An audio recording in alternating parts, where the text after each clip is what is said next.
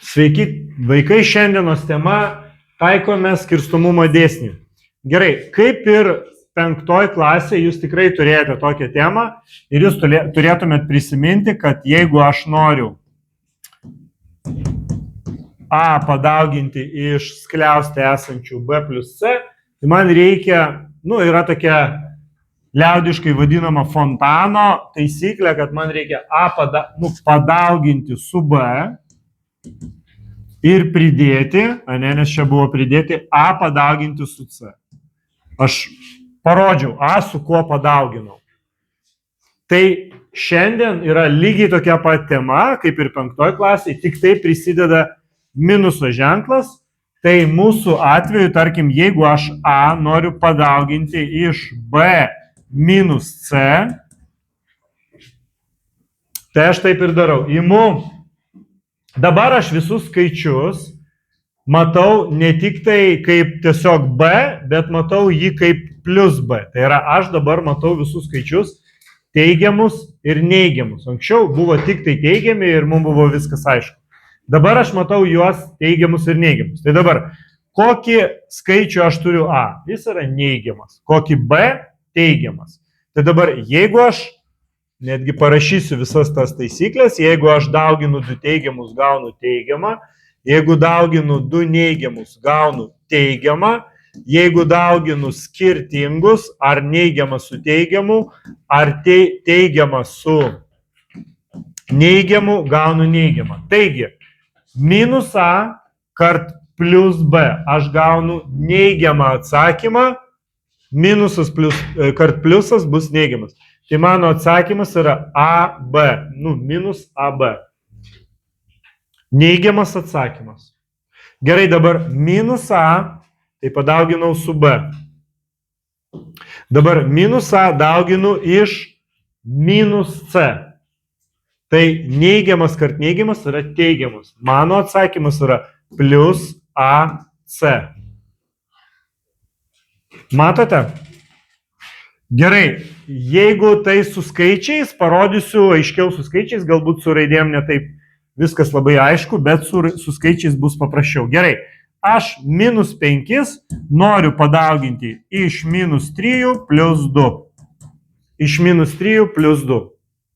Gerai, pirmiausia, minus 5 kart minus 3 turėtų atsakymas būti teigiamas, tai bus plus 15.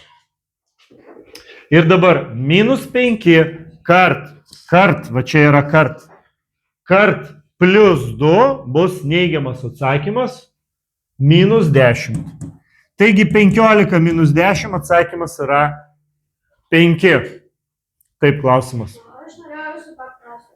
O kai yra skliaustai, o ne skliaustai visą laiką gauna pirmenybę, kad tenai sudėti ir tada tu turi dauginti iš to sudėto skaičių. Taip, teisingai tu sakai, skliaustai turi pirmenybę, viskas vyksta pirmiausia skliaustuose, bet mes šiandien mokomės atlikti va tokį veiksmą, kur mes turime 2 skirtingus dalykus. Tarkim, šiuo atveju tu turi 2 skaičius ir aišku, tu jas gali sudėti.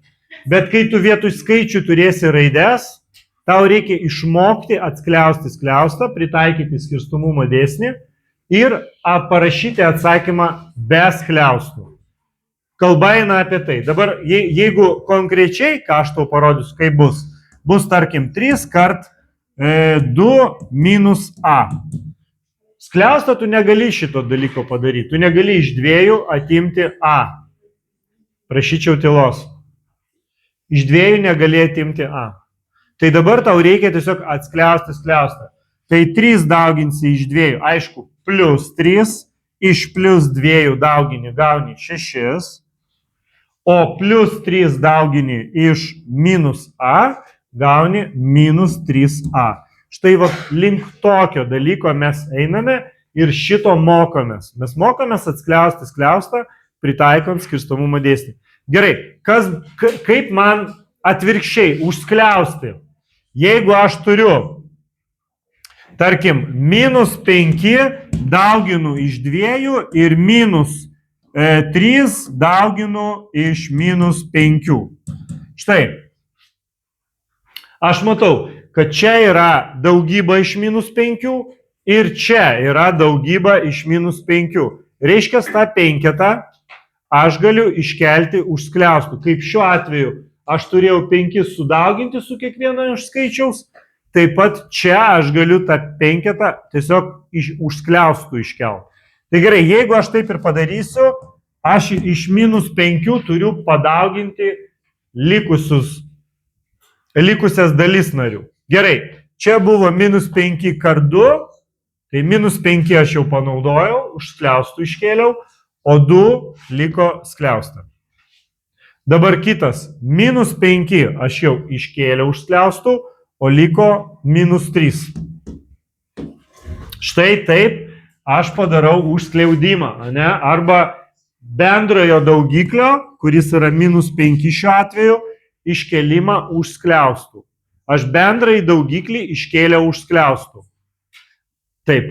O kas jeigu būtų, pavyzdžiui, 5 kart skliaustai -3?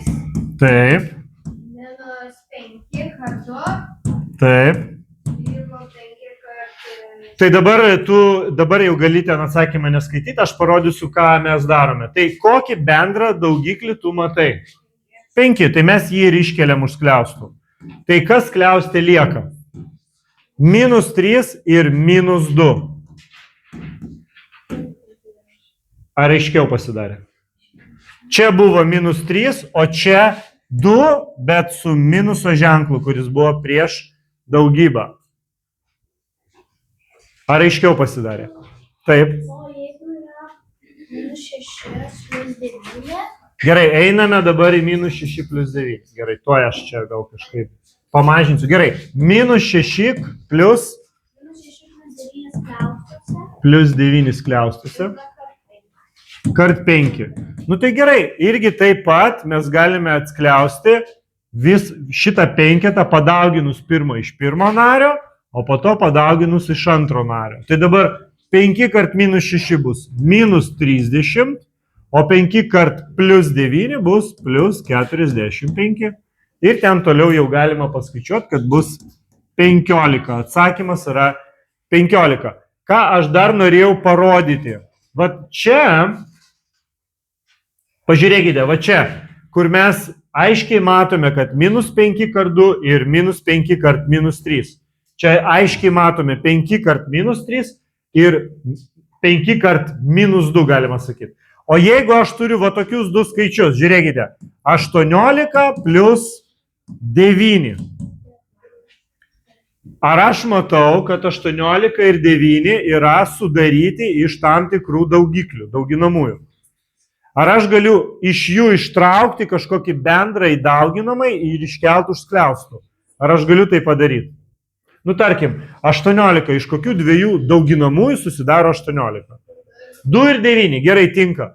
O 9 iš kokių tokių daugiklių, kur vienas iš jų yra irgi toks pat kaip 18? 9 ir 1. Taigi aš galiu parašyti 9 kart 3 plus 9 kart 1. Kas tokiu atveju yra? Aš galiu iškelti vieną dauginamai už skliaustų. Oi, kart 2, atsiprašau, jo. 9 kart 2. 9 kart 2 ir 9 kart 1. Tai 9 šiuo atveju aš galiu iškelti už skliaustų. Rašau 9 už skliaustų. Kas lieka? 2 plus 1. 2 plus 1. Skliaustai lieka 2 plus 1. Lygiai taip pat su neigiamais skaičiais. Jeigu aš turiu, tarkim, -15 ir plus 3. Ne, plus 10, va taip. Iš kokių dviejų dauginamųjų susidaro šitas ir šitas? Aš galiu parašyti, kad čia yra 5 kart -3, o čia 5 kart 2. Sutinkat? Tai dabar koks bendras dauginamasis yra šitų dviejų skaičių? 5. Aš galiu penketą iškelti už skliaustų, o skliaustė liekia -3 plus 2. Bet kad man būtų patogu rašyti, aš parašau 2 minus 3. Juk aš tą patį parašiau, tik tai pakeičiau vietomis skaičiukus, o ne? Taip, užtenka tokio atsakymą. Jeigu šiandienos tema yra skirstomumo skirstomumo dėsnio pritaikymas, tai užtenka ir tokio atsakymą, bet aišku, mums reikės po to mokėti ir toliau paskaičiuoti. Tik šiandien mes mokame skirstyti dauginamosius. Ar turi dar klausimų? Gerai, ačiū.